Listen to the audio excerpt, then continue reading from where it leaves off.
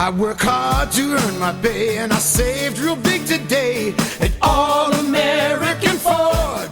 Hey everyone, I'm Jason Spino, the Marketing Director for the All-American Auto Group, and this is the All-American Auto Mall and Old Bridge Updates podcast. This is episode number 36. I'm going to spend this episode quickly gushing over the Mustang Mach-E. I took a demonstration Mustang Mach-E home over the weekend, so I got to drive it for an extended period of time for the first time, really since getting them in. Absolutely loved it, and I'll go into that a little bit more. I'll first recap our last few episodes, some other stuff we have going on here. I'll get into the Mach-E and what I loved about it, and then we'll talk about some other stuff that happened this past week. And as always, I am doing a video portion for this podcast as well as the audio. So the audio you could find wherever you find your podcast.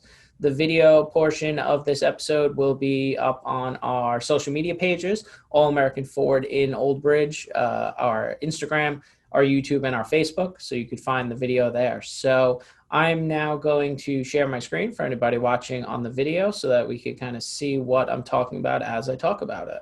To recap the last couple episodes of this podcast, last week I recapped the Bronco Roadshow event, which was a fantastic event we had here where we had two full-size Broncos come. Ford Motor Company reps brought them. So listen to episode 35 if you're interested in the all-new full-size Bronco. The episode before that, I talked about the Ford GT Supercar, which we have one of them here in Old Bridge.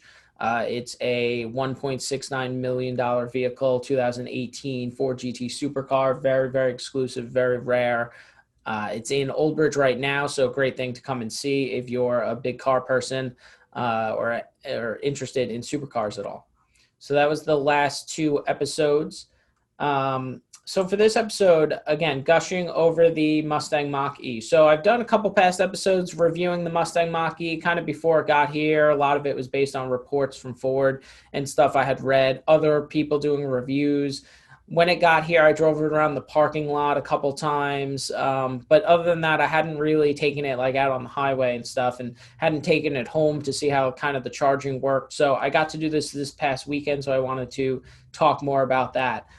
And before I get started with that, just two things. So one, in April, Ford broke its all-time record for Ford electrified vehicle sales, which is between the Mustang Mach-E, the new F-150 Power Boost, which is a hybrid, the hybrid Escape, and a plug-in hybrid Escape that is fairly new still this year. So between those hybrids and plug-ins and all-electric vehicles, electrified Ford vehicle sales hit an all-time high in April. So that's great to see that people are adopting them. Ford's getting the inventory out there.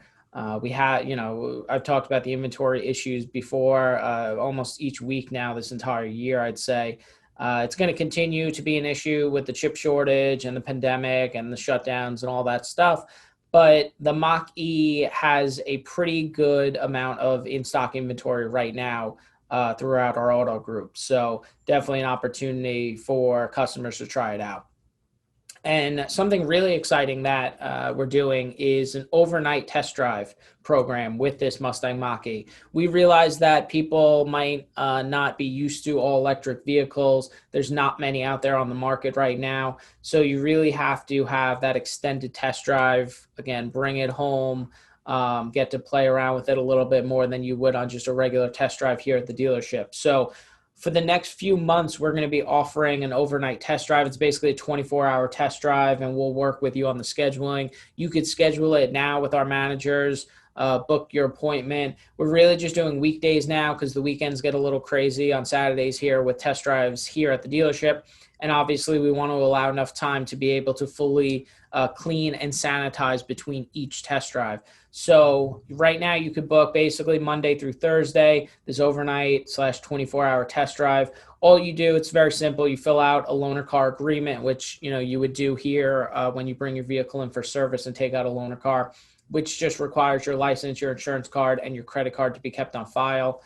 Again, you could schedule it, you could book it ahead of time. Maybe you don't have a lease coming up for another couple months, so you want to schedule it for a month from now. So we'll work with you on that. I highly recommend it. Again, I took it home this weekend. You'll hear more about that in a second. it's something you really have to drive. You really have to drive it. You have to test it out. Especially if you're a Tesla owner, you have to get in this Mach-E and try it, because you're going to notice a huge difference, a lot of it on the positive side of it. So I highly recommend starting to book the overnight test drives. We've already had a couple customers do them. So far, so good with how they've reacted to it. The whole process was very smooth and easy. I think one of them that did it ended up getting the Mustang Mach-E, so that was good. But I'm going to start to dive into a couple things to set it up first, and then I'll talk more as we go through it about what I've really liked about it over the weekend. So again, just to kind of recap the Mach-E in general, and the aspects of EV from a customer standpoint, and some of their worries. I do want to show on the screen right now, I'm showing on our website our Pete Alonso banner. So I couldn't do a podcast episode about the Mach-E without mentioning Pete Alonso. So that's the first baseman of the New York Mets, for anybody that doesn't know. We have a partnership with him. We got him into a beautiful 2021 Ford Mustang Mach-E, and we customized it for him. We wrapped it in this matte black or satin black. We blacked out the wheels, some other aspects of the vehicle. So there's a picture of it on the screen now. Obviously, we posted a lot about it on social media, so you could find pictures of it. Just an amazing vehicle. So Pete Alonso loves it. I spoke to him the other day about it. He said a lot of the team members on the Mets have come up to him and asked him about it. He really enjoys driving it so far. He thinks it's awesome. So that's great to hear, and I'm very happy and proud about that partnership we have with Pete Alonso, especially around the Mustang Mach-E and him taking one. So now to get into some of the aspects of the Mach-E. So from a charging standpoint, and this is really one of the main I would say hesitations with somebody looking to buy or looking to go into the EV space when it comes to a vehicle, is charging, right? So basically there's three options for the Mustang Mach-E. It comes with what's called a mobile charging kit. So every single Mustang Mach-E comes with this, and it is a very long cord that has adapters for a 120V outlet, which, basically every garage has at this point. And then it also comes with a 240V mobile charger adapter. So if, some people do already have a 240V outlet in their garage, you could have one installed. So those are your two options with the mobile charging kit that comes with the Mustang Mach-E. The 120V outlet is going to be a slow charge. It's going to take a couple nights in a row of doing it to get from, very low power of about 10% battery all the way up to 80. So it's something that, if you're going to do, you got to charge it basically every night. And for long road trips, you'll have to kind of plan ahead for that. A lot of people don't realize, though, the Mustang Mach-E gets, depending on the model, the trim, all-wheel drive, extended battery, all those different factors, gets anywhere from about 250 to 300-mile range. So honestly, there's so many people that don't even hit 300 miles in a week. So it's not like you have to charge it every single night, potentially. So really consider how many miles you drive. If you go on a weekend trip, you can maybe charge it. Make sure you get to the full charge for that, and it'll be good for about 300 miles. So that's the 120V outlet. The 240V outlet charger basically can charge the entire battery a little bit more than overnight. It's anywhere from 12 to 16 hours, I'd say, again, depending on the different trim levels. And the Mach-E does have an option for an extended battery. So a little bit overnight charge with the 240V mobile charger. Then as a third option, you could purchase, outside of the purchase of the Mach-E, you could purchase a connected charge station for your home, for your garage. And there's a bunch of third-party ones that will work with the Mustang Mach-E, but Ford offers one, obviously, specifically made for the Mach-E and for their other electric vehicles. So the Ford connected charge station is 240V, 48 amps, and it is recommended that it gets installed by a certified electrician. And that one basically will take you the full charge overnight. So less than 10 hours for a full charge. So a little bit more powerful than the mobile chargers that it comes with. So far, I believe the folks that have purchased the Mustang Mach-E from us, I'm pretty sure that all of them have opted to purchase that Ford connected charge station for their garage and have it installed by a certified electrician. Just for that extra peace of mind of the chargeability within your home, within your garage. And then obviously you still get that mobile charger that comes with the Mach-E. So, if you're going away for the weekend and it's going to be somewhere where you're able to charge it, you actually can do that without even stopping at a designated charge station. So those are the at-home charging options for the Mach-E. And then the Mach-E can accept up to 150 kilowatts at a DC fast charger, which is very important. And if you don't know anything about electricity or kilowatts, 150 is on the higher end compared to basically all other electric vehicles on the market, really besides Tesla. So it's up there in terms of the charging speed. And with these DC fast chargers, these are the charging stations that are, Ford has a grid of them across the country. It's what the Tesla charging stations are, these DC fast chargers. So with the Mach-E being one of the better ones on the market right now, and their high rate of speed for charging, it can replenish about 7 miles of range per minute. So if you think about it, over the course of an hour, you stop at a rest station, you get some food, and you charge it in, you could basically get a full charge, at the time it takes you to eat a meal. So it's very quick charging with that. So that's a big one for road trips, even weekend trips. That's a big deal for the Mach-E and puts it above the competition when it comes to charging. One thing I'll say about the Tesla charging outlet, if you have one, or the adapter at home, you have the Tesla charging kit, it will work on the Mach-E. Some of them, or most of them will. Some of them you do need to purchase a third-party adapter. So it's possible. You just got to make sure you do the research on it, make sure you can make it work for whatever charger, if you currently have one in your house or garage because you had a Tesla. But let's get into some of the things that I really liked about it. And when you read reviews about it or you watch some of the review videos online about it, these are kind of the main points that have come across in almost all of them so far. So one of the big things with their direct attack on Tesla with this is the conventional interior. So if you've ever driven in a Tesla, which I've never have, but just by looking at the pictures and virtual test drives of it, Tesla made it so that it was very simplistic, very minimalist. There's no, it looks like it's not made by a real car manufacturer, and because it's really not. But Ford, that's kind of an advantage Ford has over it, is that they design the interior to kind of be like a conventional crossover. And a lot of the reviews out there talk about how that helps a lot with the learning curve. So if you've only driven conventional crossover SUVs and then you go into a Tesla, apparently there's a learning curve of, just kind of getting used to the difference that it brings to the table. With the Ford Mustang Mach-E, there's no learning curve. You get in it, you'll know where all the buttons are, you'll know how to use the screen. They made it very easy. From a usability standpoint and a learnability standpoint for the customer that's jumping from a non-EV for the first time to this all-electric Mustang Mach-E. So the conventional interior is a big plus for the Mustang Mach-E over the Tesla and some of the other competition, but a lot of the other competition, is from real car manufacturers that have been doing this and that have the more conventional vehicles that have been out. From a pricing standpoint, this is, again, where the Mustang Mach-E comes into play big time over Tesla and even all of the other competitors. So the Mach-E Select, which is a trim level, the Select trim level, starts around $42K.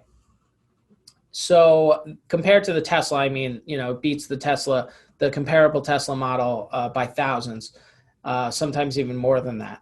And this Select trim level is not like a typical base trim level where there's nothing in it. You still get so many different features, and it's great. And then you talk about the other cost savings that come into play. So there's no sales tax in New Jersey on the all-electric Mustang Mach-E. That saves you on a $42,000 vehicle. That saves you almost $3,000. So That's got to be factored into it because that's huge cost savings right there. The fact that you don't have to pay for the state sales tax in New Jersey.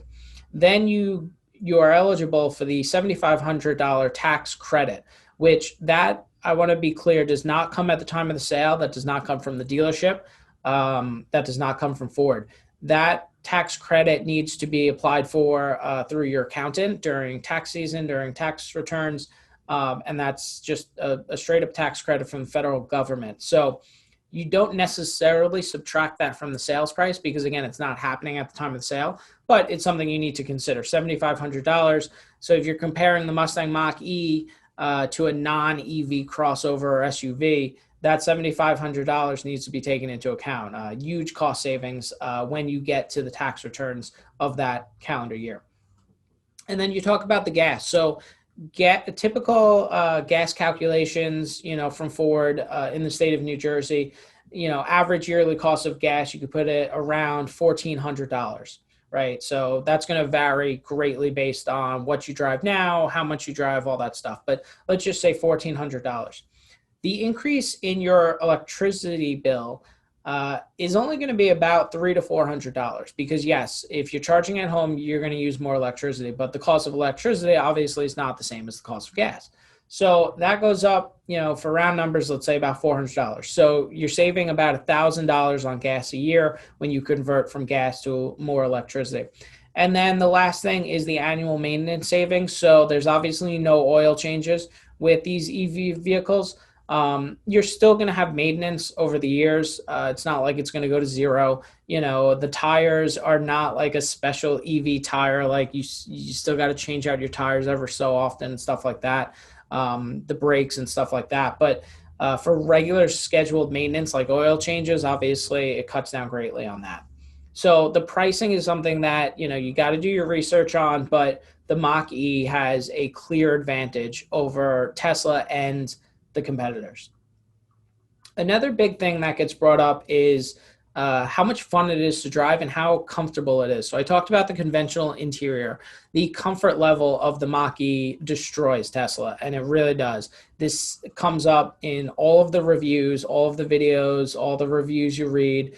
I posted on social media earlier this year because there was a really good article about a Tesla owner who purchased the Mach-E and drove it across the country and said it was just by far more comfortable than the Tesla. And he never would have been able to do the Tesla across the country because it's just not as comfortable.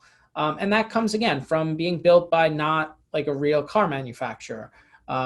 Tesla is only EV, and they're just not one of the big car manufacturers that, can produce something like the conventional SUV or crossover. So comfort level is a big one. Handling, performance, again, all things that when you drive it and you take it for that overnight test drive, and it was one of my favorite things over the weekend with driving it, and such a noticeable difference that I was surprised with, is how powerful it is. When you step on that pedal, you go right away.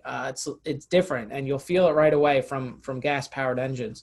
And it kind of reminds me of almost like the monorail in Disney that takes you from hotel to hotel. You almost get that feeling, and it almost makes that same sound too. So it kind of took me back to like a really happy memory. And I don't know, it's a very cool feeling. I loved it.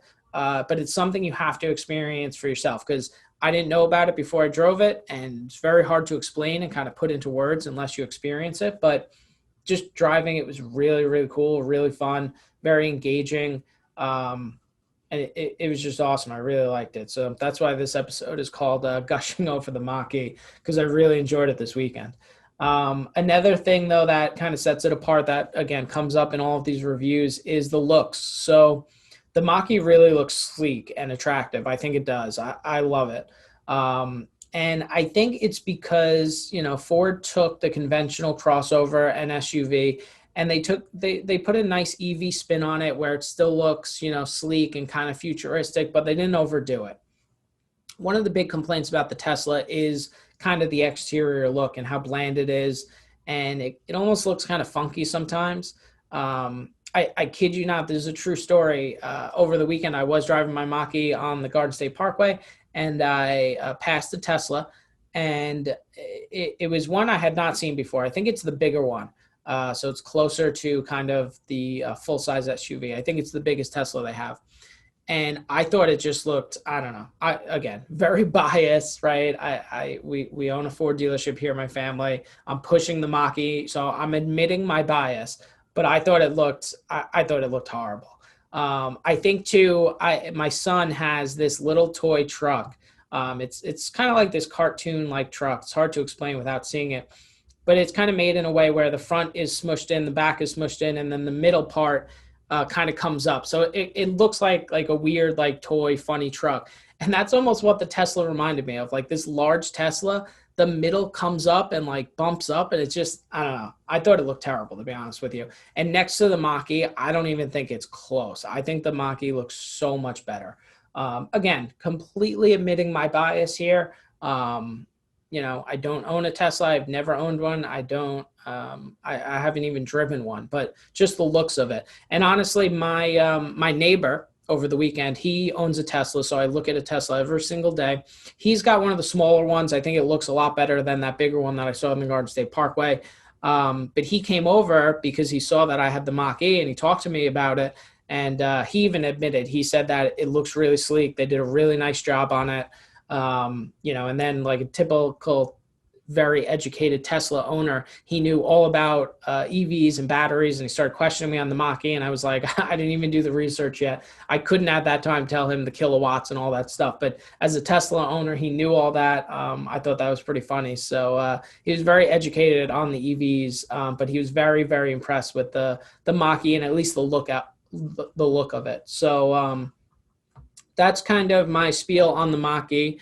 The last thing I want to touch on is all of the awards. So again, don't take my word for it. I am basing this review on actually driving it, taking it home for the weekend, and then doing a lot of research on reviews from third-party people, and all the different vendors out there that review vehicles like this, all the different videos out there on YouTube, and there's a lot. So that's kind of what all this is based on. But now you're getting into the part where it's been out long enough and it's really starting to win a lot of awards. So, it has won the 2021 North America Utility Vehicle of the Year award, which is a big deal. It's also won the Green Car Journal's Green Car of the Year award, the Edmunds Top Rated Luxury Electric Vehicle, the Car Connection's Best Car to Buy in 2021 and the Best Electric Car to Buy in 2021. The Green Car Report's Best Car to Buy in 2021, and it is a Car and Driver's Editor's Choice. So it is getting a lot of attention out there. It's winning a lot of awards, and I think for good reason. But again, don't take the words for it. That's why we're offering this program with the overnight test drive. Take advantage of it. Come down to All American Ford in Old Bridge, and very quick and easy process. We'll let you take home the Mach-E for a night. You get to see how it drives during your normal kind of driving activity at night, and then the next day going to work even maybe. So take advantage of it. It's free. It's not going to cost you anything. You just got to fill out the loaner agreement, and really gives you an idea of if this vehicle is right for you to purchase. The last thing I want to touch on is some other things that happened this week. On the video screen for anybody watching the video, I have up just our Instagram page to kind of just remind me of the big post we had. So we did get our first Tuscany Black Ops F-150 in. Beautiful looking truck, really nice. We've had these Black Ops trucks before. We get them almost every year from Tuscany. A lot of customization within this truck. So check it out on our social media pages. It looks great. I posted, or my marketing team actually posted, that we're hiring. So we're hiring for almost all positions right now. Our biggest needs really are salespeople, internet salespeople, receptionists, lot attendants, obviously always technicians, diesel technicians, and then service advisors. We obviously fully train everybody, so you don't need automotive experience. We continue to grow despite the inventory issues and need more help, so we are hiring. So anybody who's interested, if you want to tag somebody in this, you go to our website, you fill out the application, and then, you'll be called in for an interview. And just with that Black Ops 2, I did also post a video that we took of it. just to kind of highlight. You see different aspects of it in the video footage than you do in the pictures. So check that out. And then something to look forward to later today or tomorrow. We did take in a really nice used Porsche. Looks great. It's not on our website just yet, but it will be probably by the time I post this. And I'll definitely be posting pictures and a video of it on our social media pages, pending that it doesn't get sold right away. But it's a really nice used car we brought in. I think we brought it in on trade for somebody who purchased a Jordan tow truck from us. So really nice used car from a Porsche standpoint with that one. So look out for that. And that's it. That's all I had for today. So thank you for listening, and I'll be back next week. Well, everyone can afford it. All